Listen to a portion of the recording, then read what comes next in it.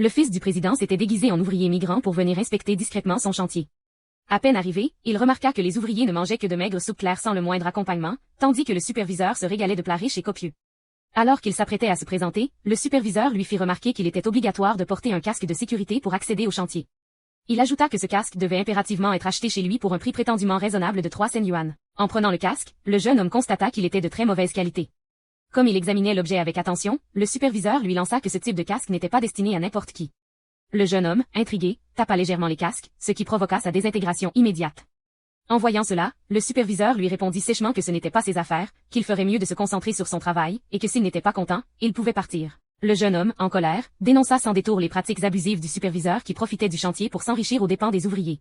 Humilié d'avoir été exposé devant tant de monde, le superviseur entra dans une violente colère et renversa la table devant lui.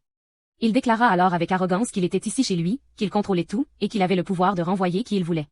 Il s'apprêta à chasser le jeune homme du chantier. Alors que ce dernier allait révéler sa véritable identité, le chef de projet arriva précipitamment. Il donna une gifle au superviseur et expliqua que tous ceux qui travaillaient ici avaient des relations importantes et qu'il valait mieux éviter de provoquer des ennuis. Se ravisant immédiatement, le chef de projet demanda au jeune homme quel rang occupait son père dans le groupe. Ce dernier répondit que le rang de son père n'avait aucune importance. Le chef de projet insista alors pour savoir à qui son père était subordonné, ce à quoi le jeune homme répondit calmement que son père n'était sous les ordres de personne. En entendant cela, le chef de projet, convaincu que le jeune homme n'avait aucun appui, changea de ton et affirma que, pour rester ici, il fallait suivre ses règles. Il fit alors rassembler tous les ouvriers et annonça qu'il avait apporté leur salaire, mais qu'il ne serait versé qu'à condition de respecter ses modalités. Il expliqua que, comme à l'accoutumée, chaque ouvrier devait se rendre dans le supermarché que sa femme tenait de l'autre côté de la route pour y acheter une boîte de thé, une boîte par personne, au nom de l'égalité entre tous.